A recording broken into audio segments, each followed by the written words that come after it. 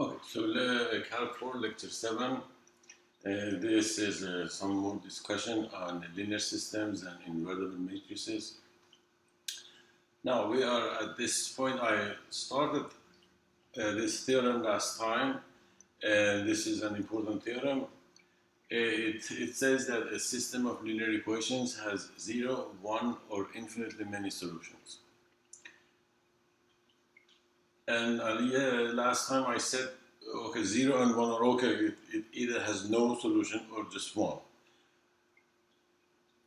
But the other one, infinitely many, is important. It means that you can ask this question: what if it has two solutions? Can a system have only two and nothing more? Okay, let's see. So the proof, in fact, is like that. So given this system, suppose x1 and x2 are distinct solutions, which means ax1 is b, ax2 is b, but x1 and x2 are not the same. We let x0 be x2 minus x1, then x0 is not 0 because these two are not the same. Now we consider x1 plus k times x0. Now I claim that this guy here, x1 plus k x0, is another solution. And this is different from x1 because x0 is not 0. So if I add something which is not 0 to x1, I will get something else. So let's check it. So ax1 plus kx0, this distributes, the matrix distributes over this, so I will get ax1 and the constant, remember the constant comes out. So kax0, but this one by assumption is b. ax1 is b. Then this is kax0. I substituted for x0, so I have ka times x2 minus x1. Okay, this is b, then k. This one also distributes, so I have ax2 minus ax1. Each one of them is b. ax2 is b, ax1 is b, so I have b plus k times b minus b, and that's b. So I have proved that this this thing equals b, which means this x1 plus kx0 is another solution. Now since k is arbitrary, it can be any number. Therefore, I have infinitely many solutions. So for any k, I have another solution. Now, well, this is in fact the proof that if I have 2, in fact, it doesn't stay at 2. It goes to infinite. So it's either nothing, 1, but if it is more than 1, it is not just more than 1. It is way more than 1. It is infinite. Okay. Now, there's another thing which we will see, that there is this x0, in fact, ax0 is 0. ax0 is 0. We will see that this x0 belongs to something that we call the null space of A. So, and we will see that the general solution to a system of equations is like that. It is like one solution, which is x1 plus some linear combination of, some constant times, say, vectors from the null space. But well, since I haven't discussed the null space, let's just stop here. But it's important to see that this x0, in fact, is solution to the homogeneous system. Now, let me erase this thing and continue.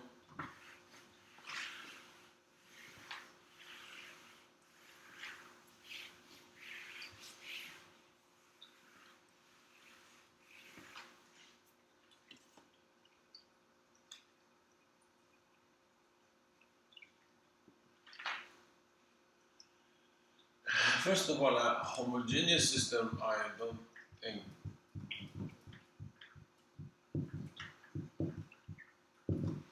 So a system like this, where I write 0 vector, which means it's a vector without 0 entries. So this is homogeneous. Homogeneous is because I have 0 on the other side. And I mentioned last time that this is important in both linear algebra and also differential equations. So what's special about this system? Well, this system has x equal to 0 is a solution, right? X equal to 0 is a solution, which means that this system has a solution. So no solution is not a choice for this one. It has at least one solution. So ax equals 0 has at least one solution. Okay, so this system has at least one solution, which means it's either 1 or infinite. Non-homogeneous system, which you can guess what it is, non-homogeneous.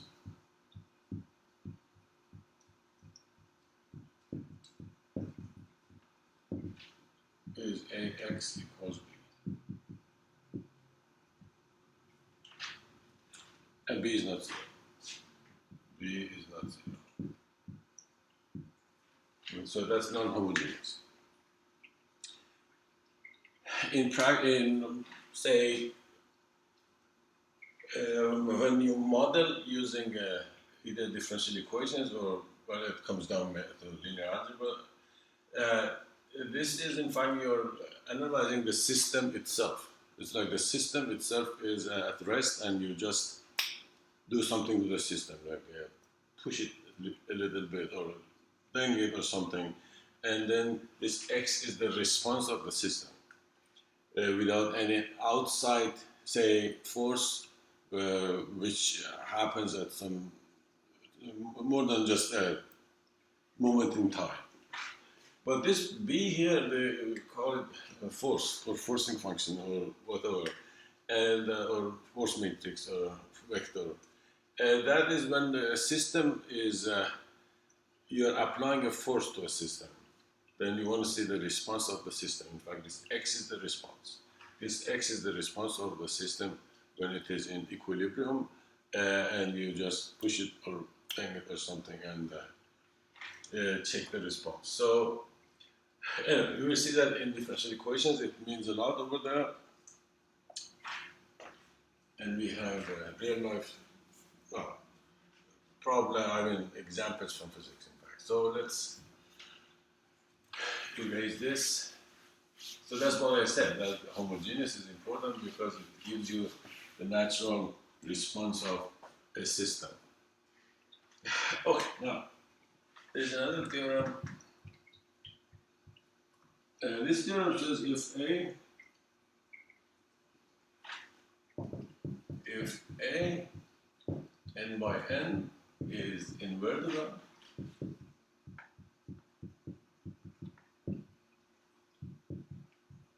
then for any b, which is in fact an n plus 1, we have ax plus b implies x is A inverse b. Well, the proof is very simple. It says two things, that ax equals b has a solution, at least one.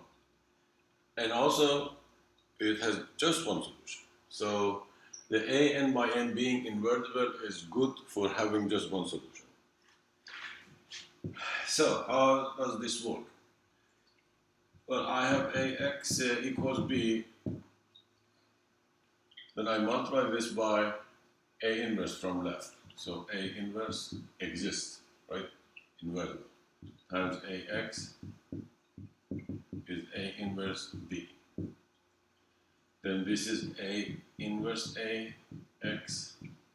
On this side I have A inverse B. And this is IN. A inverse is INX is A inverse B, and INX is simply X. Well, this is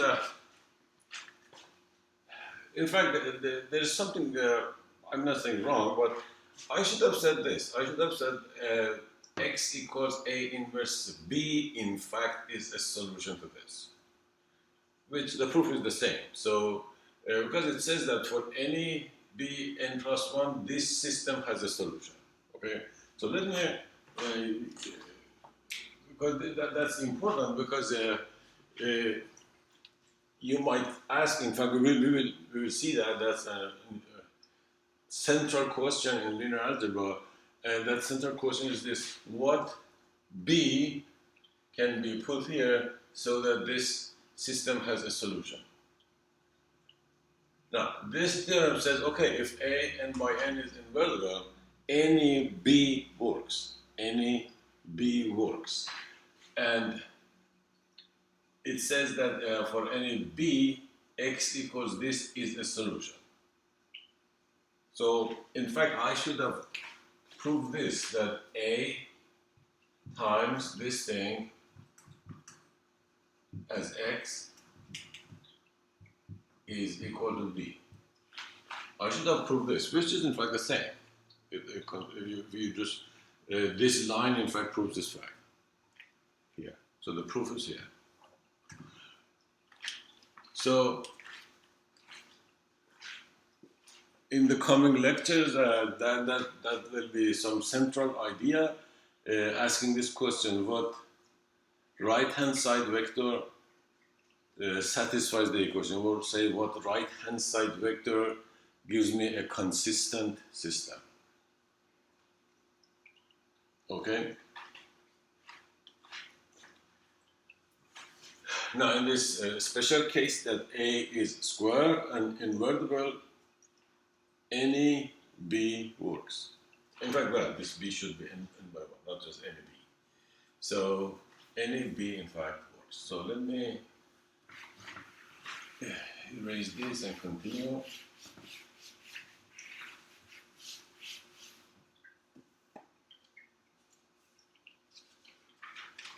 Now, in fact, if I have a system like this and by n x equals b, on say a TI calculator, for example, that's what you do. So you enter A as a matrix. So enter A as a matrix, and also B as a matrix. Then, well, it doesn't have small b, it's like B, capital B. But anyway, B as a matrix, and then at least the TI calculator has a button which has an inverse, which means that if you push that, it gives inverse of whatever that is. So you put inverse on top of this, then B, and this will be your answer. Try this for some, say, 2x2 or 3x2 matrices and see for yourself that this happens. Otherwise, if you are using like Wolfram Alpha, if you have mathematical or something, well, it's again something like this. So inverse in mathematical or Wolfram Alpha, you can just enter inverse, say A, and it will give you A inverse. And then you can multiply by B and get your answer. Okay.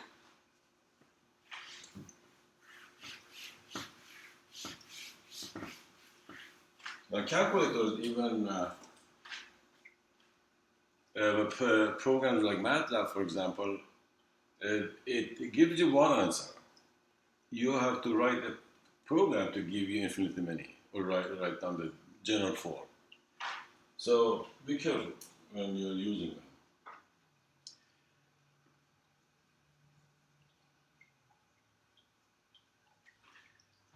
There is also another theorem. This is also important, and I have used this thing without telling you. And so it says if A is a square matrix, if A is a square matrix, why should I write n by n? Then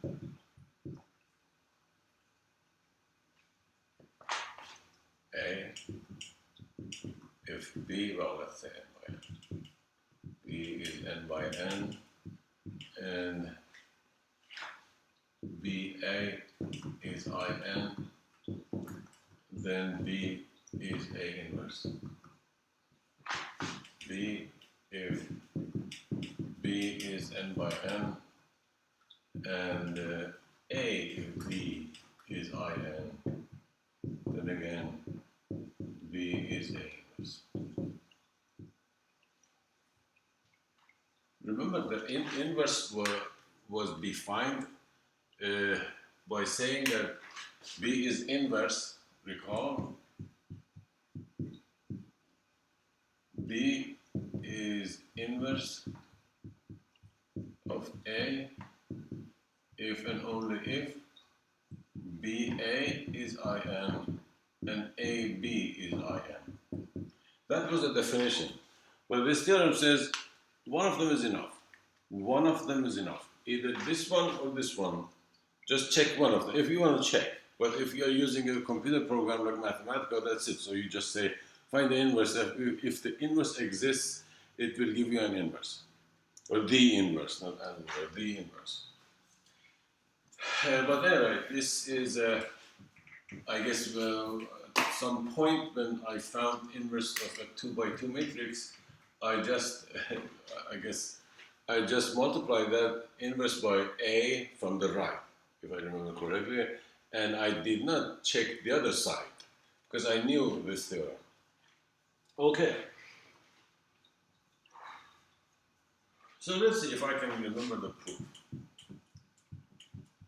Let's prove, I say. So I know given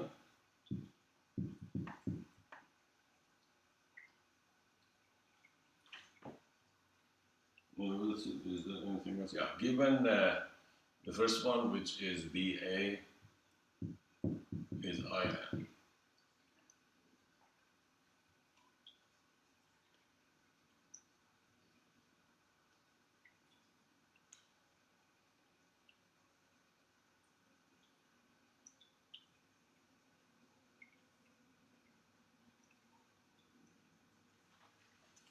Yeah, it uses something which I did not discuss, but anyway, so I can discuss it here. So how does this work? Given this, if A is invertible, then B A inverse is IN A inverse, right? Which is simply A inverse, and this is IN. So I have B IN equals A inverse. So which gives me B is A inverse.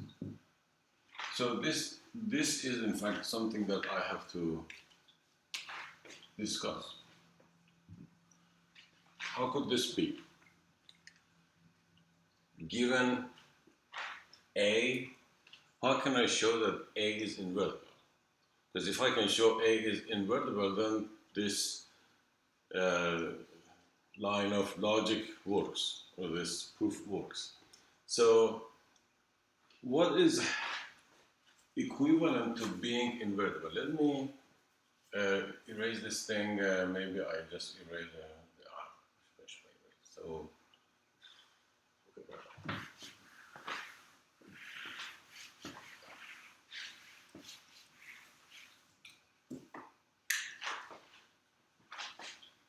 so let's say A is n by n,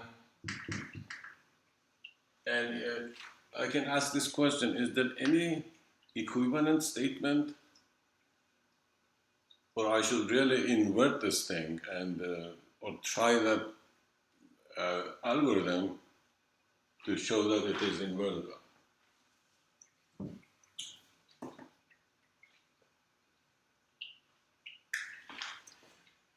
One, these two are equivalent.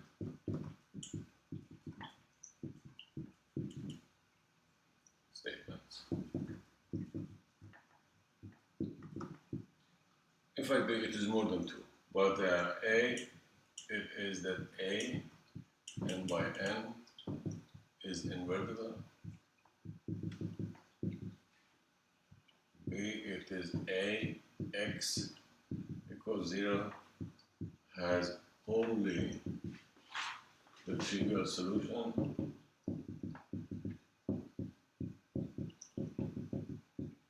The trivial solution x equals 0. And C, ax equals b has only one solution, which you can write it as A inverse B.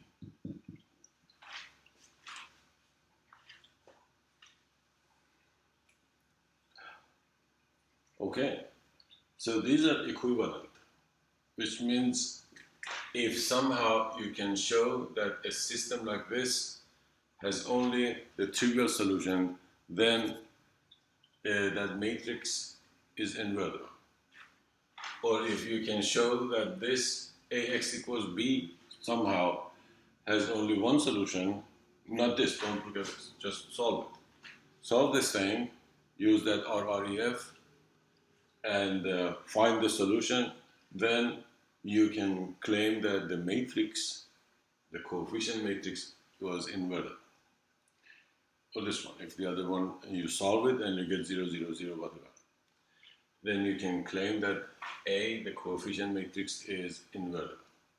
Now, well, I guess this one is easier to solve than this one, right? Because you have 0 on the other side. So if you just show that it's a 0, then the A is inverted. So, assuming that we know this thing, we can prove that theorem in a sense. So,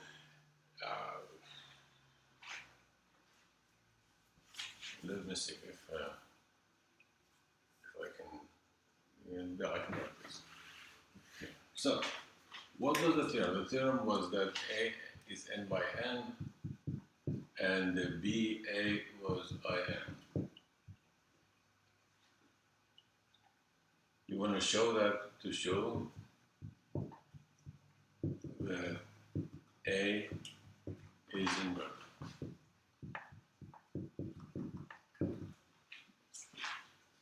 Okay. So let's see. If let's check this one. Let's say ax equals 0. Let's see. We know that this system has a solution. One solution, that is 0.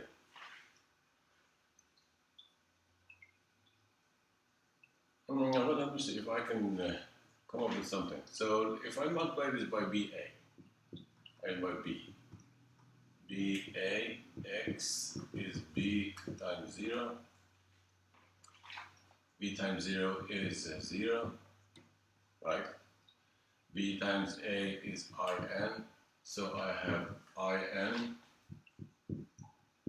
x is 0, and this gives me that x is 0.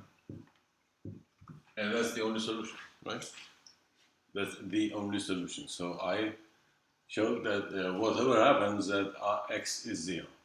So, and this tells me that A is invertible. By what? By equivalence of these two statements. By equivalence of these two statements, right? Since I showed that this system has only one solution, and that is x equal to 0, the trivial solution, this means that A is invertible. Okay? So,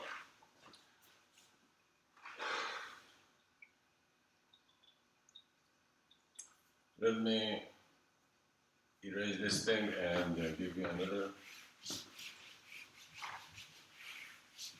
theorem. Now the theorem had another part. The other one is also similar to this. We can just look at it now. Here comes those equivalent statements. And this chapter, in fact, by the end of this chapter, we have some huge list of equivalent statements about a system of equations. So these are equivalent statements. Equivalent statements.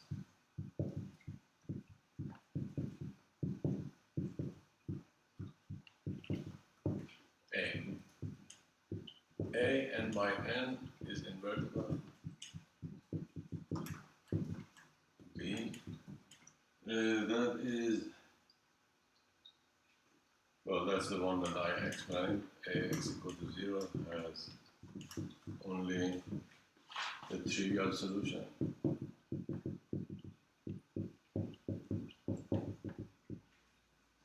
C, I guess that's Ax equals B, right? Well, RREF of A is IN.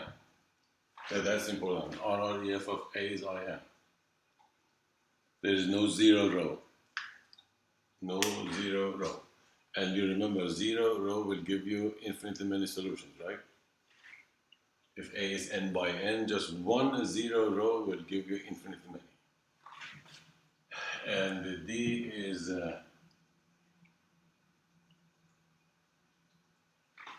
well, A is expressible as the product of some elementary matrices.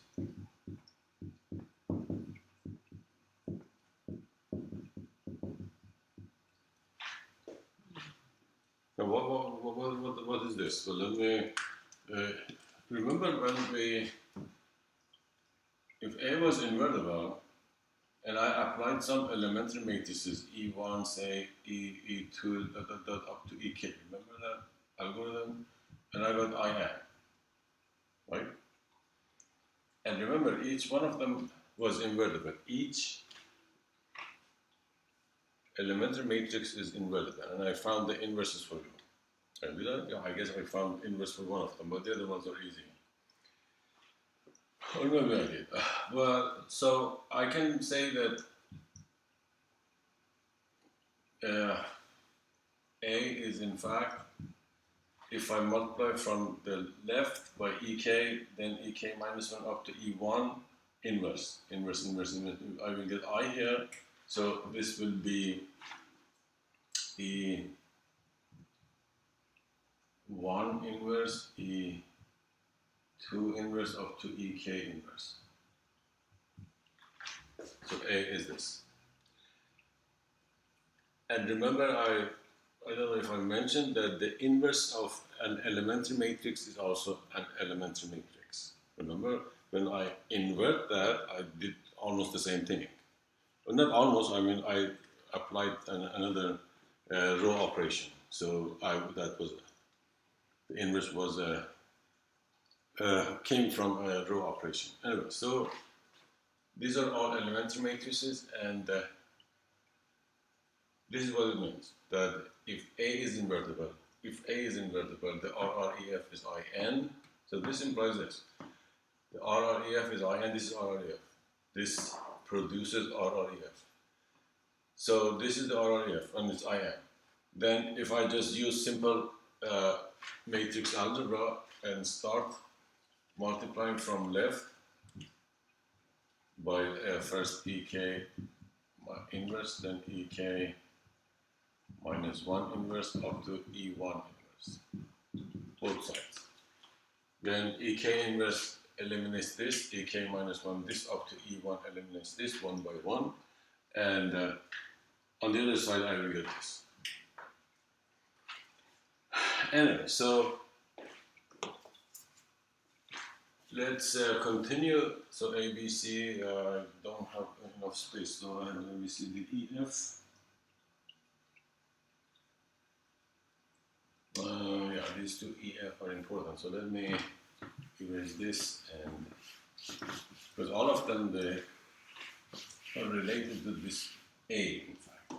So E and F are the same. E, AX equals B is consistent for any B n by 1. See the EF and AX equals B has only one solution,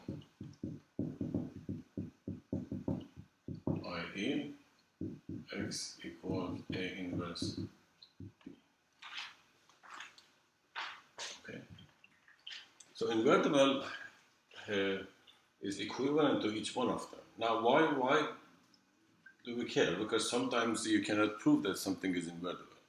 And why do we need to prove that something is invertible? Because when you are dealing with this huge system, like 10 million by 10 million, whatever, then you have to solve a system of equations using different methods. You cannot find the inverse. That's time consuming and wow. So what you do is you use a different method to solve a system of equations, say. And but beforehand, you should know whether that A, the matrix, is invertible or not. If it is not invertible, the system will find you some solution maybe, but that solution might be one of those infinitely many, which you don't want, or even it might be a disaster if you are just designing some structure or something and your solution is wrong. So beforehand, you should know whether that matrix, the coefficient matrix, is invertible. So maybe you can use one of them. Who knows? But anyway, that equivalence might give you a different way of checking invertibility of a square matrix.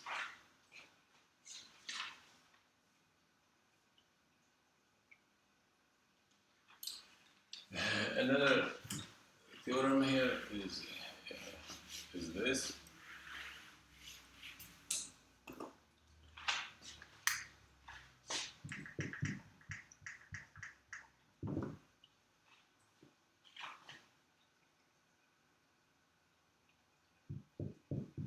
If A is n by n and B is n by n given,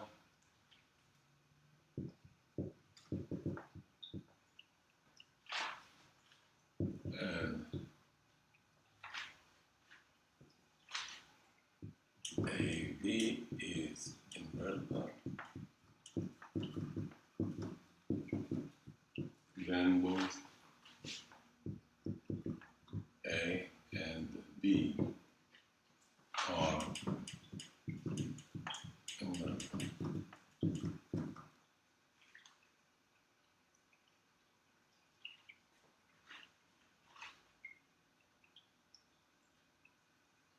Okay.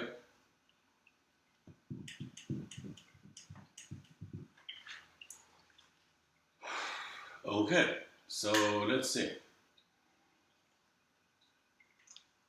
What can we do? Because AB is just a matrix C. So we know that some matrix C is invertible, so what? What does it have to do with A and B? Here comes that equivalent condition or the statements. So in order to prove that A and B are invertible, we can use the second one, which was AX equal to 0 has only one solution, and that is X equal to 0. So we go like this. AB is invertible. So A, B, x0 equal to 0 gives me A, x0 is 0. Only one solution.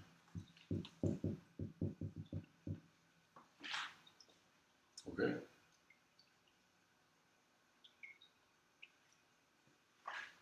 Now,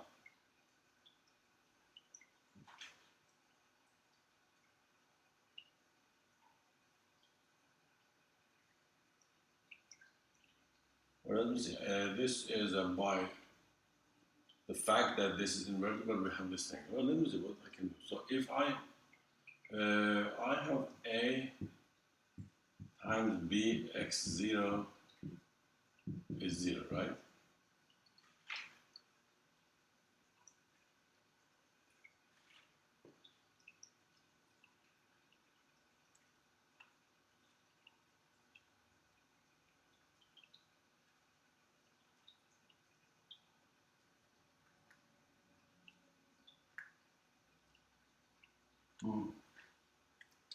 I don't see how I can use this thing. Let's see. A B x0 is 0, so A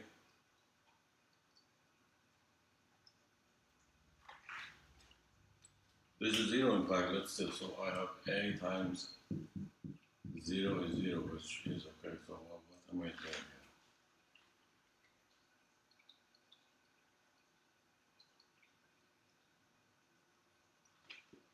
Let me see what the book is saying. I can't remember what.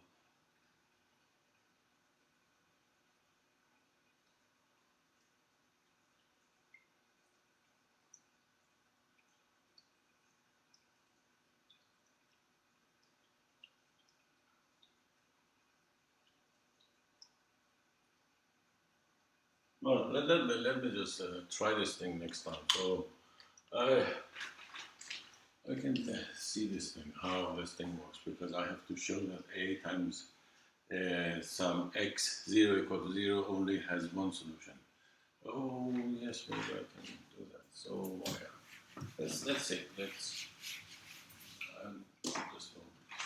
So I have to show that, say, one of them, say A x0 equal to 0, or ax equal to 0, or bx equal to 0 has only one solution.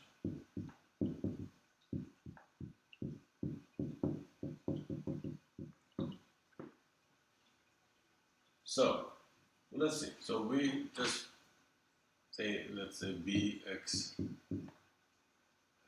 equal to 0, say, and then I apply A to both sides. Yeah, this is how it works. Okay, I said. Apply A to both sides. I have AB x equal to A0. A0 is 0. Now this implies, because this is invertible, this implies that x is simply 0. So where did I start? I started here. I started with bx equal to 0. I started with bx equal to 0, and I proved that, so I started this, and I proved that x is 0 only. Okay? So this means that, by that theorem, this means that B is invertible.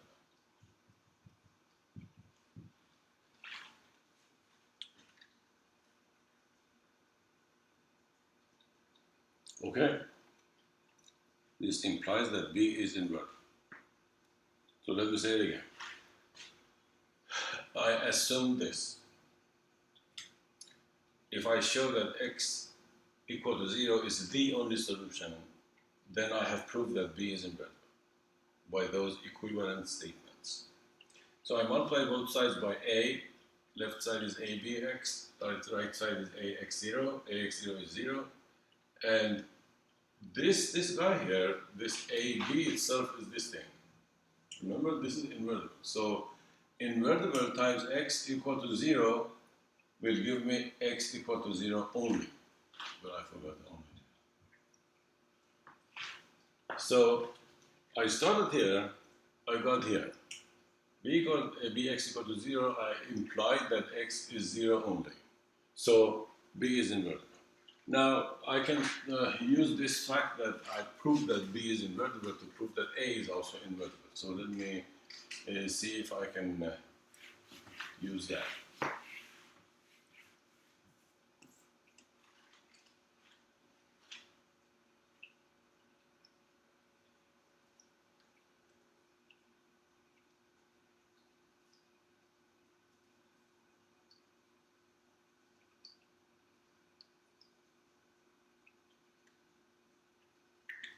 Well, let's say I have A, B is invertible, so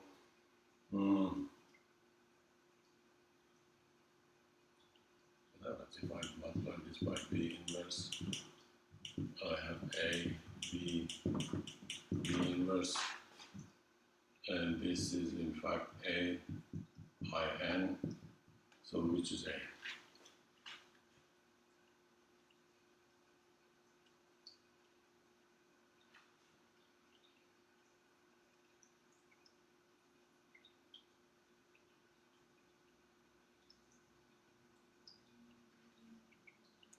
But let me leave this to you, okay? I know, yeah. Well, try this and see what you can do. But it seems that I guess I have this. I have it in before my eyes, but I can see it. Okay. So let's see what we can do. Okay. What else?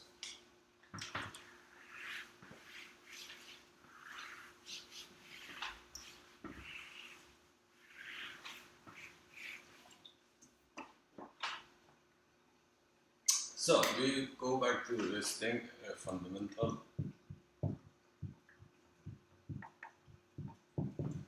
question.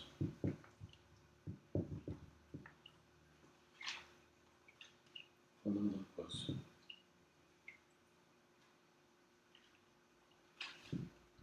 Let A n by n be given.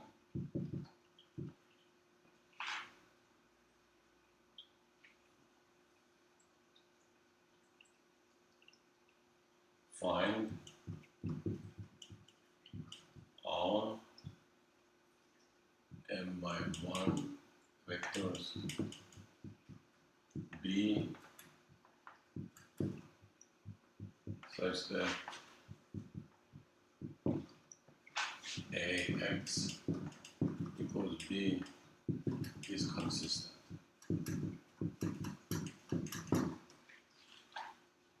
Okay, so this is a fundamental question.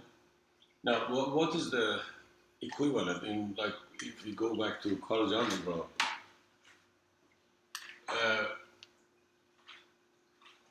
Let's write a function, a familiar function, x squared. Okay. I can ask this question: if x equals b, what b I can put on the right side so that I can find x as unknown.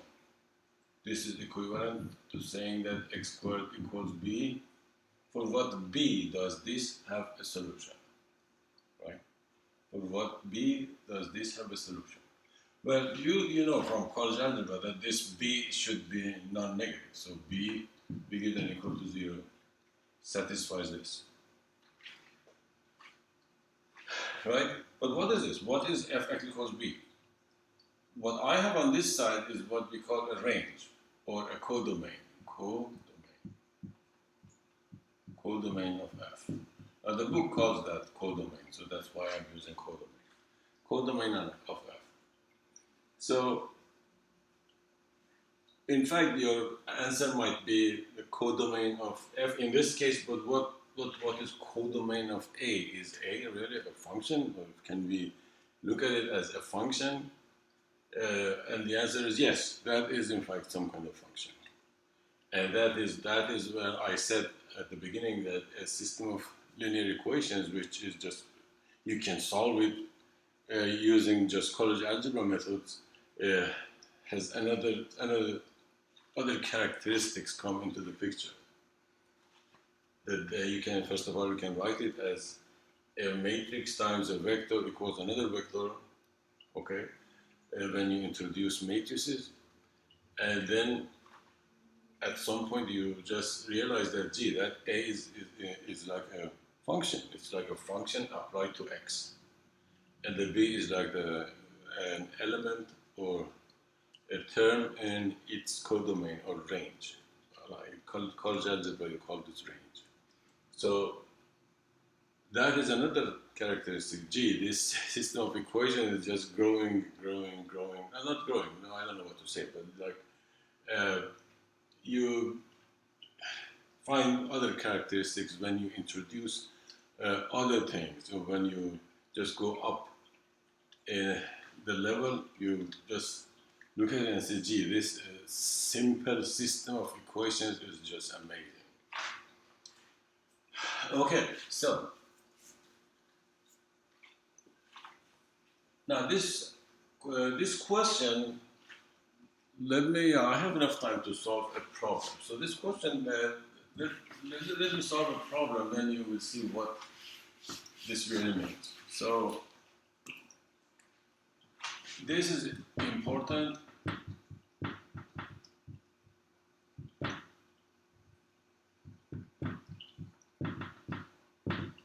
Well, let me just write the system here. What condition must B1 and B2 and B3 satisfy in order for the system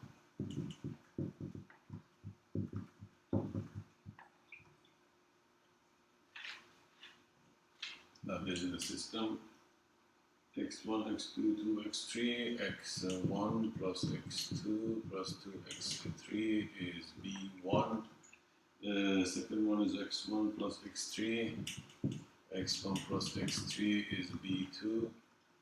And the third one, 2x1 plus x2 plus 3x3 is b3.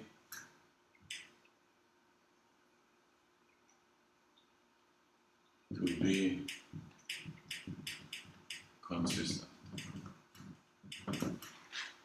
Okay? What condition or conditions must B1, B2, and B3 satisfy in order for the system to be consistent? Now, what does it have to do with what I was trying to say? So let's put it in matrix form. So in matrix form, this is 1, 1, 2, 1, 0, 1, 2, 1, 3 times x1, x2, x3, and this side is b1, b2, b3. Gee, this is just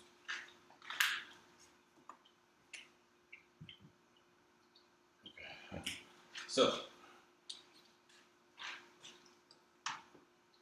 So the system is like this. So I have A, x equals B. So it's like AX equals B. And the question is, what B makes this system consistent? That's what I said. That was the important, say, or fundamental question, or fundamental problem. Okay, well, let's see. Let's just write the augmented matrix and try to solve it. It means that you can ask this question: can I solve this thing? It's also equivalent to this. If I continue solving this using RREF method, using elimination method, will I get a solution? Well, let's see. Let me write the augmented matrix is this. And quickly, so the augmented matrix is 1, 1, 2, B1, and 1, 0, 1, 1, 0, 1, B2, and 2, 1, 3, B2.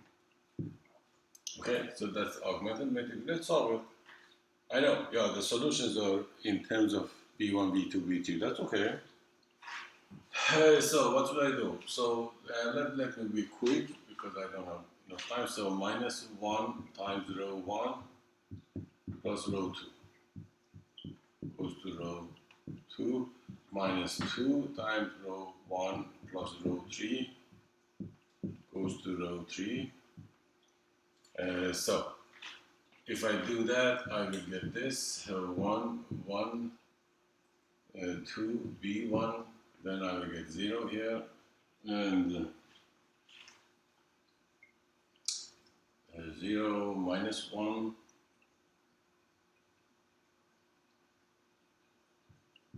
minus 1, and B 2 minus B1, right? Minus 1, 0, minus 2, plus 1 is minus 1, minus B1 plus B2, that's it.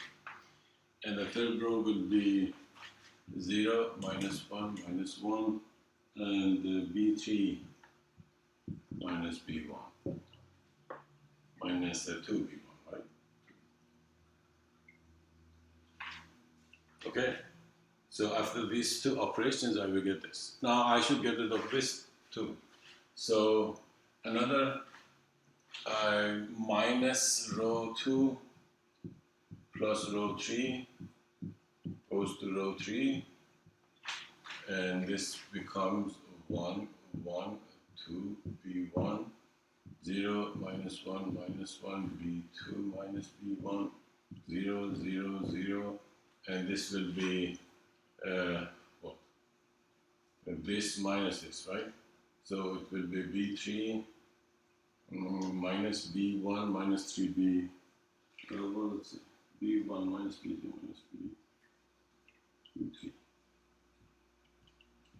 minus B2 minus B1.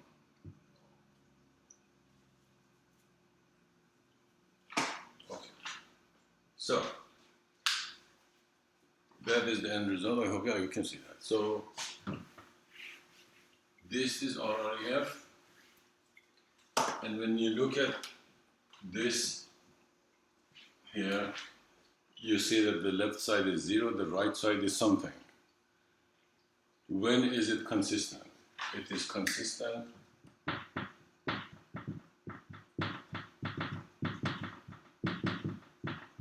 when B3 minus B2 minus B1 is 0.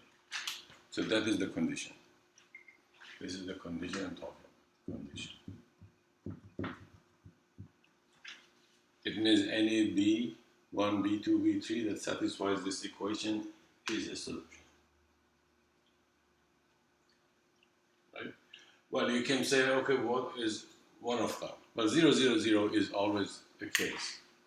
But you can say one solution, one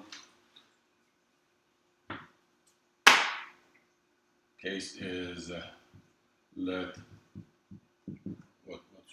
B1 and B2 be 1. Then B3 minus 1 is 0. That gives me B3 is 2. So one B that satisfies the equation is 1B that satisfies is 1, 1, 2. So this, you can put this on the right hand side and get a solution. Okay? In fact, you will get infinitely many, but it is consistent. The question was consistent, not one solution or infinitely many, just consistent. So this is what I mean, or we mean by that fundamental problem. And we will see what this is, and we can find it more effectively, not doing something like this. So let me stop here, and I guess I'm done with this section, so I will start another section next time. Okay, see you.